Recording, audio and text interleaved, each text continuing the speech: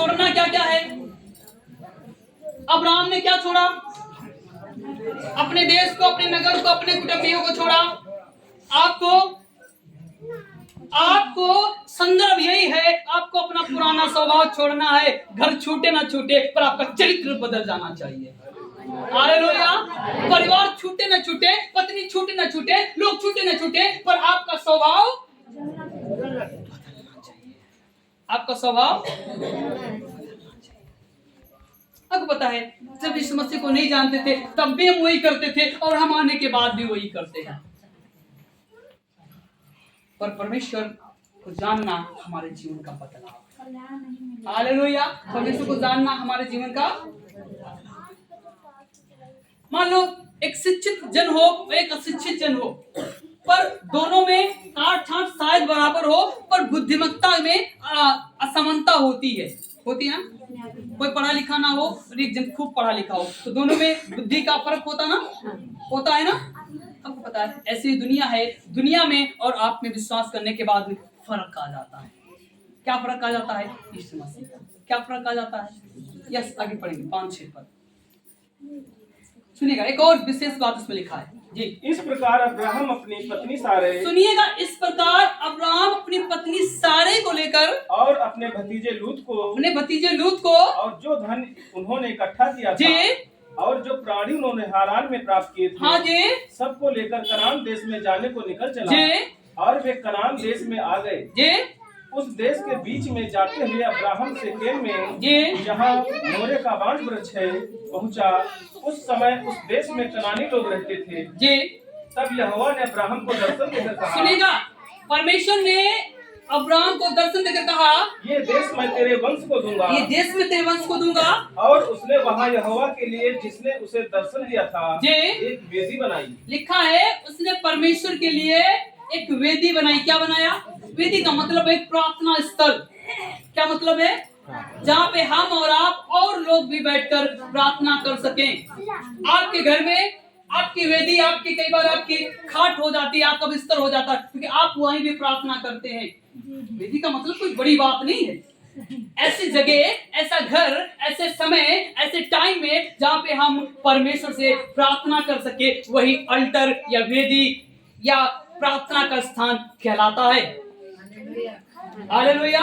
एक और इसमें सवाल लिखा है, जब परमेश्वर ने अब्राहम से कहा मैं तुझसे बड़ी जाति बनाऊंगा, तब अब्राहम की उम्र 75 वर्ष की थी। कितने वर्ष की? 75 मतलब बूढ़ा हो चला था। उसकी पत्नी सारे भी बूढ़ी हो चली थी और बच्चे तो थे ही नहीं। पर ये सवाल आपके मन में भी उठ सकता है, कैसे परमेश्वर उससे बड़ी जाति बनाएगा? किसे कह रहा? वचन में लिखा है, जब अब्राहम अपने देश को छोड़कर कनान की ओर निकला तो उसकी आयु कितनी थी? 75 वर्ष। और परमेश्वर वायदा क्या करता है? मैं तुझसे बड़ी जाति बनाऊंगा। क्या बनाऊंगा? बड़ी जाति बनेगी कैसे? संतानें तो कोई है ही नहीं अब्राहम के पास। अब विचार करिए, आप भी सवाल कर सकते हो सकता है ना, जब रास्ता नहीं है तो जाति कहां से आएगी? पर मैं कहना चाहता हूं, मत्ती 19:26 में लिखा है, जो मनुष्य से नहीं हो सकता वो परमेश्वर से हो सकता है। जो मनुष्य से नहीं हो सकता वो परमेश्वर से। हालेलुया। आप एनर्जेटिक हैं देखन। हालेलुया। आपको पता है अब्राहम 75 वर्ष का, कितने वर्ष का? कोई संतान ही नहीं है। परमेश्वर क्या कह रहा है? मैं तुमसे बड़ी जाति बनाऊंगा, मैं तुम्हें आशीष दूंगा, तुमसे बड़ी जाति, बड़े लोग आएंगे। पर अब्राहम ने सवाल नहीं किया, कहा ठीक है परमेश्वर, जैसे आपकी इच्छा वैसा ही हो।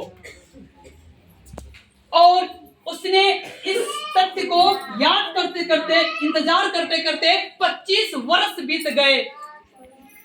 उसे संतान 20 वर्ष में नहीं हो पाई, 22 वर्ष में नहीं हो पाई। लिखा है कि वो 100 वर्ष का हुआ तब उसके जीवन में एक बेटा इसहाक आने पाया। कितने वर्ष में? 100। कितने वर्ष में? 100। कितने साल इंतजार किया? 100 वर्ष। Yes, Abraham was waiting 25 year. उसने 25 साल तक इंतजार किया, क्या परमेश्वर हमसे एक जाति पैदा करे। करेगा या बनाएगा। लिखा है, मत्ती का लिखने वाला कहता है, जो मनुष्य नहीं हो सकता, जो मनुष्य नहीं हो सकता तो परमेश्वर से हो सकता है, और जिसने वायदा किया है आपसे वो पूरा करेगा। हालेलुया। आपको पता है, आपका पत्नी, आपका पति, आपके माँ बाप आपके वायदे किए जाने से वो कई बार असमर्थ हो जाते हैं, फेल हो जाते हैं और पूरा नहीं हो पाता। पर परमेश्वर जो आपके साथ वायदा करता है उससे आपके जीवन में हालेलुया हालेलुया पूरा करता है, ताकि आप और हम परमेश्वर में बढ़ते जाएं और आशीष का कारण बने। एक आयत देखिए, गलातियों की पुस्तक उसका